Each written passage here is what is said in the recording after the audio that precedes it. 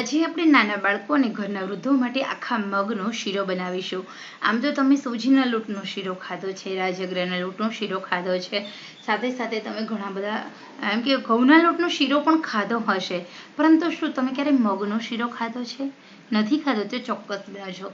મારો શિવાંશ હજી નાનો છે, 3 વર્ષનો. હું 6 મહિનાનો હતો ત્યારથી એને આ મગનો શીરો બનાવીને ખવડાવું છું. મગ પચવામાં હળવા અને સાથે સાથે પોષક તત્વોનો ઘણો બધો ખજાનો છે. મગ છે ને એ તમારા શરીરમાંથી ગંદો કચરો બહાર કાઢે છે. મગ તમને સરસ રીતે તાકાત આપે છે. મગ તમને સ્ટ્રોંગ બનાવે છે. મગમાં પુષ્કળ પ્રમાણમાં પ્રોટીન, વિટામિન્સ, મિનરલ્સ રહેલા છે. માટે અહીંયા આપણે આ મગનો શીરો કેવી રીતે બનાવવો એની જોઈએ રેસીપી. સૌથી પહેલા અહીંયા આપણે મગને બાફી લેવાના છે. બાફવાના એવી રીતે કે એમાં બિલકુલ પાણી ન રહેવું જોઈએ. મગ છે એ 0 કેલરી ધરાવે છે. મગ પચવામાં હળવા. મગ બીમાર માણસને પણ ખાટલામાંથી ઊભા કરવાની તાકાત ધરાવે છે. મળદાને પણ ઊભા કરે એ મગ એ કહેવત 100% સાચી છે. કારણ કે મગ છે ને એની અંદર ઘણા બધા મિનરલ્સ છે, પ્રોટીન, ફાઈબર મગનું છે એ તમને લાંબા સમય સુધી ભૂખ્યા રહેવા માટે મદદ કરે છે. સાથે સાથે મગમાં પ્રોટીન રહેલું છે, કેલ્શિયમ રહેલું છે. એ ઉપરાંત મગમાં જે ગ્રીન કલર મેગ્નેશિયમ અને પોટેશિયમનો 80% ભાગ છે. તો મિત્રો, તમારા શરીરના અંદરના અવયવો છે ને મેગ્નેશિયમ, પોટેશિયમના બનેલા હોય છે. તમારા સ્નાયુને મજબૂત કરે છે, સાથે સાથે તમને સ્ટ્રોંગ કરે છે. ક્યારેય તમે વીકનેસ ફીલ નહીં કરો આ મગના કારણે. તો અહીંયા તમે આ મગના કારણે વીકનેસ તો ફીલ નહીં કરો, પરંતુ સાથે સાથે તમને ઘણા બધા ફાયદાઓ તો થવાના જ છે. તો ચલો મગને આવી રીતે બાફી લઈએ. હવે શીરો બનાવીએ. શીરો બનાવવા માટે સૌથી પહેલાં ઘી મૂકવાનું છે. હા, 1 વાટકી મગ હોય ને બાફેલા, તો તમારે 3 થી 4 ચમચી ઘી મૂકવાનું લેવાનું. બીજું, આપણે જ્યારે શીરો પ્રેઝન્ટ કરીશું ત્યારે પણ એમાં 2 ચમચી ઘી એડ કરીને પછી જ આપણે પ્રેઝન્ટ કરીશું, એટલે મગ ખાવાથી ગેસ બિલકુલ નહીં થાય. તો ઘણા લોકોને કઠોળ ખાવાથી ગેસ થતો હોય છે. તો અહીંયા મેં ગરમ કરવા માટે ઘી મૂક્યું છે. ઘી ગરમ થાય એટલે આપણે એમાં એડ કરીશું આપણા બાફેલા મગ. પરંતુ આ બાફેલા મગની અંદર પાણીનો ભાગ ન રહેવો જોઈએ, એવી રીતે બાફવાના. અને આ મગને આપણે ઘીમાં શેકવાના છે, એટલે કે ઘીમાં પાણીનો ભાગ બધો બળી જશે અને મગ બધા એકરસ થઈ જાય ત્યાં સુધી આપણે મગને શેકવાના છે. 3 થી 4 મિનિટ સુધી ગેસની આંચ આપણે ફૂલ રાખવાની છે.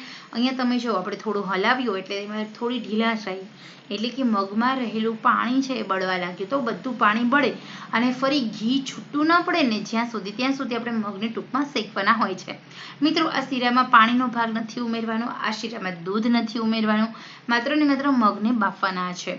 આખા મગ, લીલા મગ અને પણ આખા મગનો શીરો ખાવો ઉત્તમ છે હેલ્થ માટે. અને ખરેખર આ બહુ જ શીરો બહુ ટેસ્ટી છે. એમાં ખાસ કરીને જૈન લોકો છે ને એ મગનો શીરો બહુ બનાવે. એમાં પણ તમે ઇલાયચી એડ કરો ને તો આ શીરાનો ટેસ્ટ વધારે સારો લાગે છે. ઓછામાં ઓછી 4 થી 5 ઇલાયચી આપણે એડ કરીશું. અહીંયા ઇલાયચીનો ભૂકો એડ કરીશું અને ખાંડ એડ કરીશું. ઘી, ઇલાયચી, ખાંડ અને મગ, ટૂંકમાં આ 4 સામગ્રીમાંથી આપણે સરસ મજાનો શીરો બની જાય છે. અને નાના બાળકોથી લઈને વૃદ્ધો સુધી સૌ કોઈ માટે આ રેસીપી બેસ્ટ છે. તો અહીંયા તમે જુઓ, ધીરે ધીરે પાણીનો ભાગ બળી રહ્યો છે. તો ટૂંકમાં બધું જ પાણી બળી ન જાય ત્યાં સુધી હલાવવાનું છે. મેં જ્યારે મારો શિવાંશ 6 મહિનાનો થયો ત્યારે આપણે એને કોઈ વસ્તુ ખવડાવવાની હોય તો બધા મગનું પાણી બનાવીને પીવડાવતા હોય છે નાના બાળકને.